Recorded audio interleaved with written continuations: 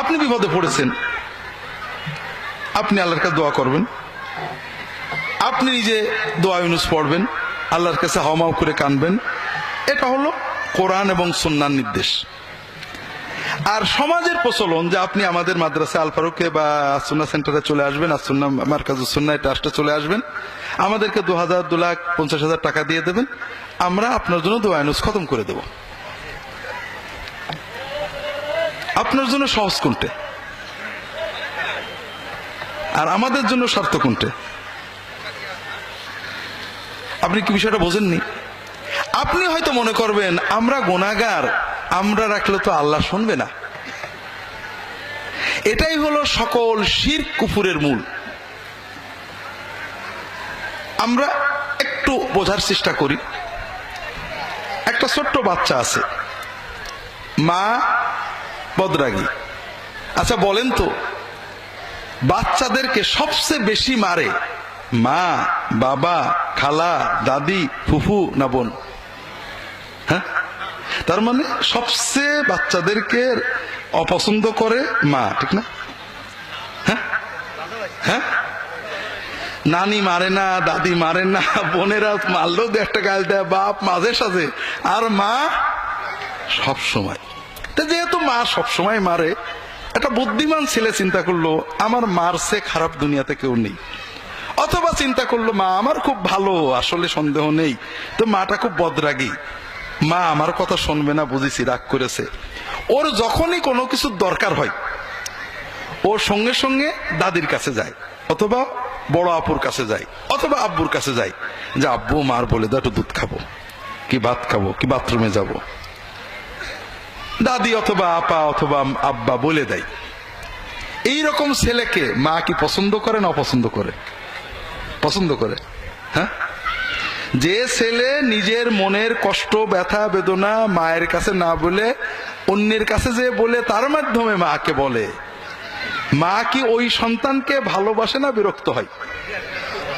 যদি কোনো সন্দেহ থাকে বাড়ি যেয়ে মায়ের কাছে বা বউয়ের কাছে জিজ্ঞেস করে দেখেন। মায়ের মাতৃত্বের দাবি হলো যে সন্তান তার কথা সবচেয়ে আগে কাকে বলবে? মাকে বলবে। যে সন্তান মাকে না বলে আগে অন্য কাউকে বলে, সে মায়ের মাতৃত্বকে অপমান করে। বুঝতে পারেন? আমাদের রব রব্বুল আলামিন, আল্লাহর রুবুবিয়তের দাবি হলো যে আমার সকল কথা প্রথমে কাকে বলবো? কোন বান্দা যদি বিপদে আপদে তার কথা আল্লাহকে না বলে অন্যের কাছে বলে, আল্লাহর রুবুবিয়তকে অপমান করে। কথা বোঝেন? যদি কেউ মনে করে মা বদরাগী, মা আমার কথা শুনবে না, আর একজনকে দিয়ে বলায়, রাত দিন কিছু হলেই খালি বাপের দিয়ে দাদির দিয়ে বলায়, ওই ছেলেকে মা দেখতে পারে না, বিরক্ত হয়। কারণ ও মাকে পরিবারের সামনে অপমান করেছে। ঠিক না ভাই? যে ছেলে, যে বান্দা বিপদে আপদে কষ্টে আল্লাহর কাছে না চেয়ে অন্যর দিয়ে আল্লাহর কাছে চাওয়াই, ওই বান্দাকেও আল্লাহ দেখতে পারে না। সে আল্লাহ রুবুবিয়তকে অপমান করেছে।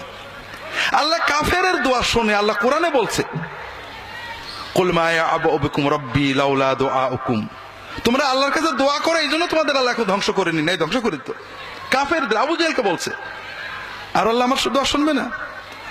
দ্বিতীয় কথা হলো, আমরা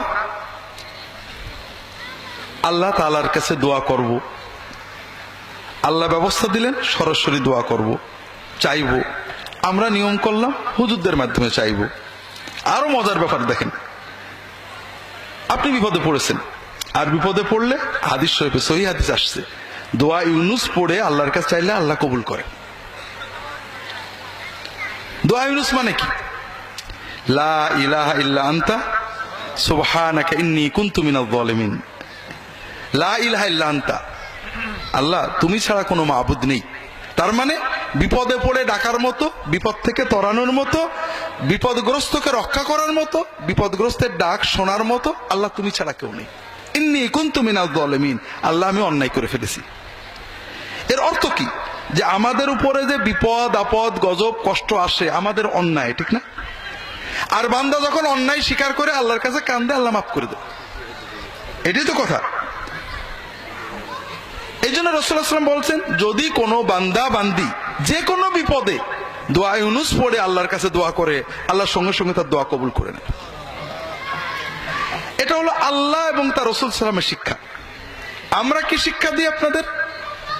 দোয়া ইউনুস শুধু পড়লে হবে না, খতম করতে হবে। খতমটা কিন্তু আমাদের বানানো, কোরআনেও নেই, হাদিসে নেই।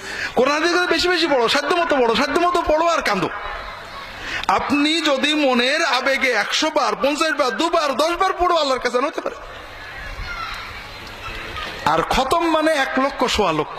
শুনলে আপনার চোখ এখান থেকে এখানে উঠে পড়ে, অত পড়বো কি করে? সিস্টেমটা আমরা বানাইছি কি জন্য? যেন আপনি আগেই বোঝেন যে একা সম্ভব না। গুড। এরপরে আপনাদেরকে বললাম যে আপনি হবেন না, আপনি অন্তত 40 জন আলেমকে ডাকতে হবে। অনেক এলাকায় আছে, জানি না আমাদের ঝিনাইদহে আছে কিনা। আমরা ছোটবেলায় খতমে গেছি, গুণাগুন্তির বিষয় জানি না। তবে চট্টগ্রাম বিভিন্ন জায়গায় আমরা শুনেছি নিয়ম হলো 40 জন আলেমকে ডাকতে হবে। তো 40 জন আলেম আসবেন, তারা দোয়া করবেন। আপনারা লক্ষ্য করেছেন কিনা, আমি নিজে দেখছি, যখন কোনো বাড়িতে আমরা খতমের জন্য যাই অথবা পিতামাতার দোয়ার জন্য যাই, বাড়ির যারা মানুষ তারা কিন্তু কেউ দোয়ায় শরীক হয় না। খেয়াল করেছেন? রান্না বাড়া, খাওয়া দাওয়া, কথাবার্তা, মেহমানদারি, দোয়ায় কিন্তু তারা আসে না কেউ। কারণ তারা বোঝে এত টাকা খরচ করে হুজুরদের দোয়া করছে, আবার আমরা কি দোয়া করব? ঠিক না? তাহলে আমরা 40 জন আলেম সবাই বলছি আল্লাহ আমি জালেম, ইন্নী কুনতু মিনাজ জালিমিন, আল্লাহ আমি জালেম, আল্লাহ আমি জালেম, আল্লাহ আমি জালেম। আর আপনি বাড়িওয়ালা একমাত্র আলেম যে নিজেকে জালেম বলে স্বীকার করছে না। এটাই তো কথা। আচ্ছা, বিপদটা আসছে কার? আপনার। কার অন্যায় আসছে? আপনার। আর আমরা 40 জন হুজুর বললাম আমি জালেম, আমি জালেম, আপনি একবারও স্বীকার করলেন না। এই বিপদ কোন যাই।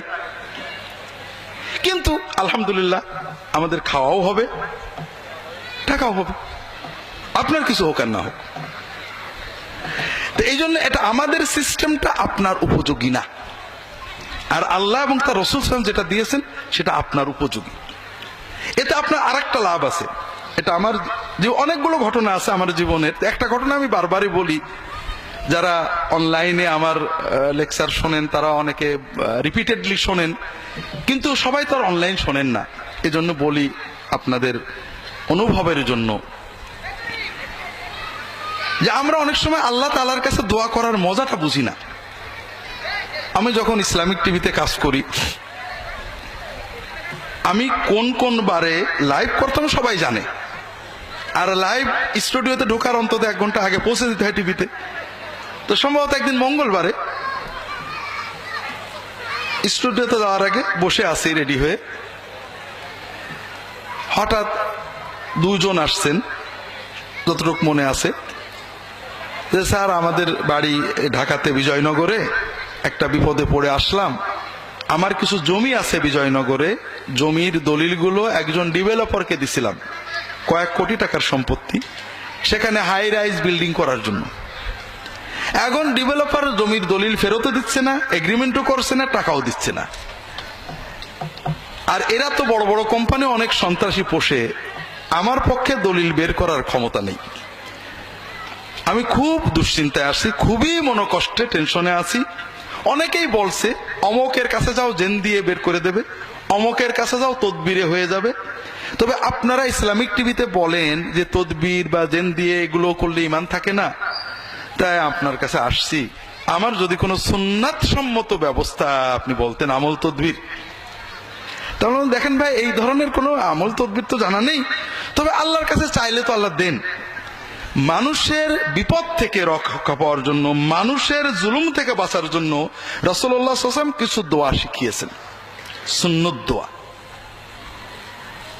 আপনি আমার রাহে বিলায়াত বইটা দিলাম, যে আপনি এই দোয়াগুলো ডাক দিয়ে দিলাম, এই দোয়াগুলো মুখস্থ করে অর্থ সহ, সবচেয়ে ভালো হয় তাহাজ্জুদে পড়বেন, নামাজে সেজদায় যে আল্লাহর কাছে যতটুকু মনের আবেগ চোখের পানিতে চাইতে থাকবেন, বারবার পড়বেন, দোয়া মাসুরাই পড়বেন, নামাজ শেষ করে আল্লাহর কাছে কেঁদে কেঁদে বলবেন। এগুলো বলতে থাকেন, হয়তো আল্লাহ দিয়ে দিতে পারে।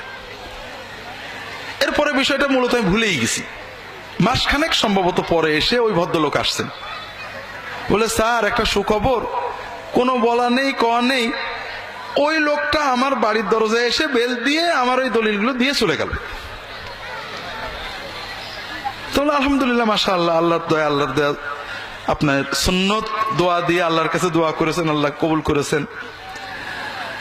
তো না স্যার, তারপরে আমার মনটা খারাপ। কেন?